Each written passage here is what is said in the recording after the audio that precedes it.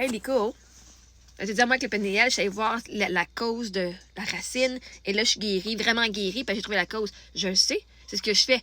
Là, hein, allez voir d'où cela passe, c'est inévitable pour guérir. Guérir, c'est de leur donner de l'emprise sur nous. Je le sais, ça fait fucking 8 ans, je le fais. Mais vois-tu, ce que tu vois, là, tu dis, oh my god, là, t'as rien à me dire, t'as pas assez guéri encore. Je le sais, c'est quoi je dois faire. Et je le fais parce que je le fais pas sur l'écran. Tu me vois pas, moi, ça fait 1h30 que je pleure, là, parce que je parle de ce que je viens de vivre, de trouver la racine, hein, qui était l'affaire. Mais c'est parce que pour pouvoir guérir, faut, rappelle-toi, ça part du subconscient, tu dois l'amener au conscient. Et si tu te rappelles bien, c'est comme un oignon. Ça a des pouliches, des couches, des couches, des couches, des couches, des couches, des couches de pleurs. Mais moi, j'avais un esti gros oignon, gros de même, là, OK? Fait que oui, l'histoire, elle revient, mais à chaque fois que tu enlèves une couche d'oignon, tu as une nouvelle perspective avec une nouvelle émotion. Et là, tu dois guérir cette partie-là. Fait que si tu savais la quantité de stuff que j'ai guéri, justement, que je... Vois-tu? Lico, c'est-tu vraiment ton nom? C'est même pas ta face. Moi, j'ai assez guéri, je suis capable de mettre ma face, de faire mes vidéos, puis d'avoir pas peur de me faire juger. Ben, beau dire que t'es guéri, mais t'es même pas capable de mettre ta propre identité. T'as encore des peurs. Fait que moi, j'ai travaillé beaucoup. La peur d'être vu, la peur d'avoir de l'argent, la peur d'avoir du succès, la peur de pas rien avoir. J'ai travaillé, ça fait tellement des années que je travaille sur, justement, toutes les racines. Hey, ça fait, moi, je fais 5 ans sûr, 6 ans que je suis en business. Ça fait 6 ans. 2019, ça fait 6 ans que j'ai commencé. Que j'étais guérie ma codépendance. Parce que toi, tu dis, ah, il t'en reste encore. Je veux dire, mais là, Marie-Ève, si t'en parles encore, faut que t'aies guérir ça. No shit. Sauf que t'as pas vu la grosse affaire, hein? Toi, t'es peut-être rendu genre, il te reste ça d'épais. Moi, je n'avais ça d'épais, OK? Fait que peut-être je suis rendu là, mais peut-être mon rouleau était gros de même, puis le tien était gros de même, OK? De venir dire, mais là, faut que tu fasses ça. Je le sais, faut que je le fasse, je le fais, justement. Parce que tu le vois pas, on veut pas dire que je le fais. Puis tu sais pas comment. Hey, moi, je faisais ça quasiment 24 heures sur 24, là. Quand j'ai découvert mes techniques, quand on m'a montré mes techniques, là, moi, là, je passais mes journées assis à écrire. À écrire, c'était quoi qui se passait à mon corps, où est-ce que ça venait, aller faire, bon, je me sens comme ça, pourquoi, aller trouver la racine, puis aller la transmuter. C'est littéralement ce que je fais de ma journée. Comme ça fait le travail, là, pourquoi est-ce que telle chose me pogne? Je vais aller voir, je m'en vais faire mon petit coaching, je m'en vais voir pourquoi. Je vis mon émotion, mais aussi, hein.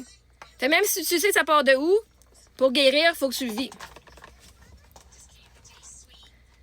Fait que je sais que si ça me pogne encore, c'est parce qu'il y a encore une partie en moi. Mais vois-tu, je vais pas me juger et dire tu devrais là, plus avoir d'emprise maintenant. Là. Tu devrais être guéri absolument. Non, parce que vois-tu, ça fait 7 ans que je me guéris au quotidien. Ça fait 8 ans Marie-Mort. Ça fait 7 ans que ma transformation est arrivée.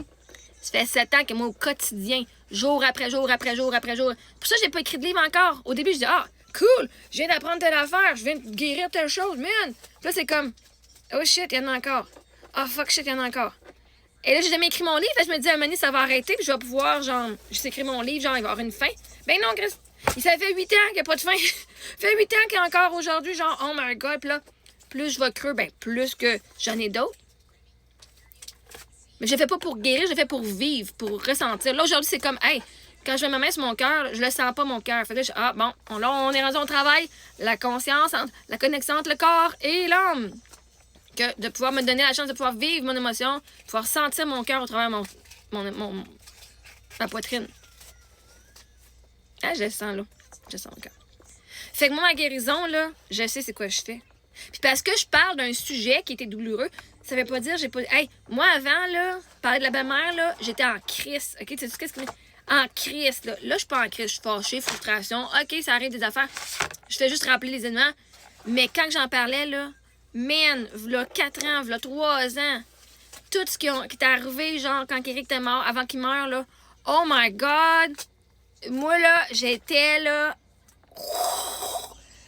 tu me disais, mon belle-mère, oh my god, je pouvais pas.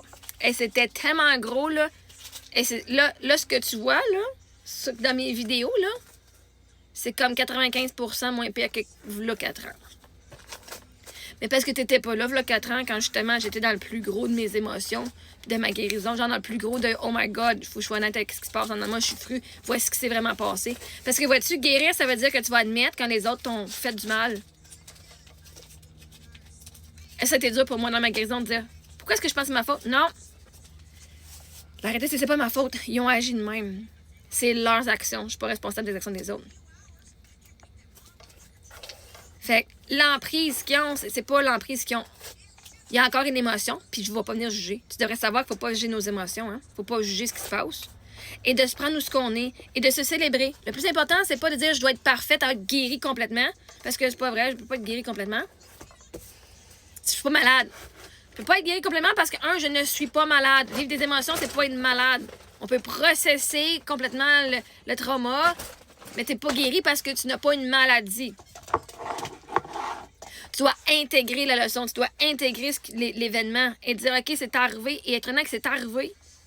Même si ça a fait mal, il n'y a rien à guérir, t'es pas malade.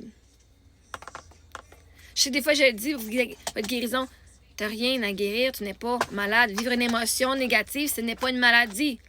C'est ton système nerveux qui dit qu'il y a quelque chose qui est arrivé qui n'est pas correct. Être dans la colère, la jalousie, ce n'est pas être malade. Et si l'histoire est encore dans ta tête, dis-toi, comment est-ce qu'elle a évolué depuis des années? Parce que tu pourrais dire, oh my God, j'ai encore cette histoire-là dans la tête, j'en parle encore, puis dire, oh my God, je devrais pas. La réalité, c'est que on arrête de dire je devrais pas et de dire, la réalité, c'est que si c'est encore là, c'est parce qu'il y a encore de quoi que je dois vérifier à transmuter. Il y a encore une émotion, encore une partie de moi qui pense qu'il est arrivé quelque chose, qui sent quelque chose, bien, je vais aller le voir. Même si je ne suis pas arrivée à la fin, c'est pas grave. La guérison vient pas de vouloir enlever le trauma, de vouloir guérir. La guérison vient de accepter où ce qu'on est maintenant. En sachant que ça évolue, puis en sachant que j'ai évolué. C'est de me célébrer pour l'évolution que moi, je sais que j'ai faite, que toi, tu n'as pas vu. Parce que tu vois, hey, tu parles encore de cette histoire-là, ça fait 8 ans. Ça fait 6 ans.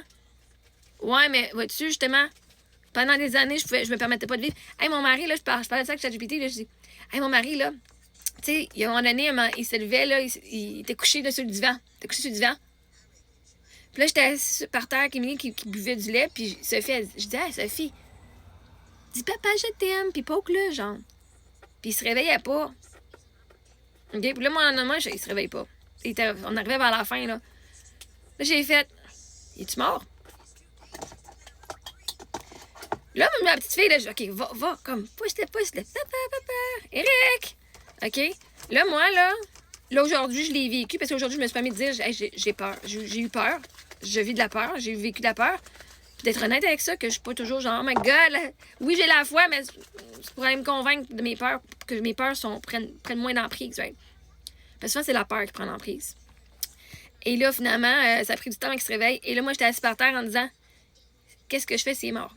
Je pense pas que tu n'as jamais eu cette prise de conscience-là, toi, que d'être assis par terre en ton chum ou ta femme ou whatever, en disant, est-ce qu'il est en vie en ce moment? Ou est-ce qu'il est mort? Parce que je sais qu'il va mourir à un moment donné, dans pas long, mais est-ce que c'est maintenant? Et de ne pas pouvoir vivre la colère, la peur, de juste être genre déconnecté de mon corps, puis de faire, attends un petit peu là, OK, de prendre le dessus. Fait que là, moi, aujourd'hui, ça, c'est arrivé en 2016, en 2017.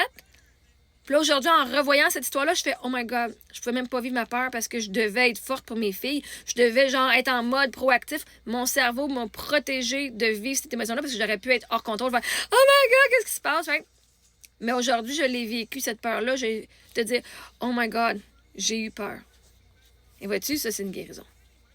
Si on va avec les mots de guérison. Parce que je parle encore de l'histoire qui m'a blessée. Justement, moi, j'ai besoin d'en parler.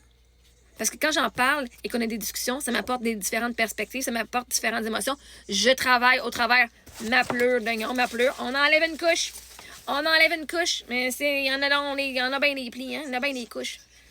Puis là, ben, ça m'amène de voir la vie avec une autre façon, puis avec une nouvelle émotion, de dire, oh my God, là, je vais me permettre d'aller vivre ma peur.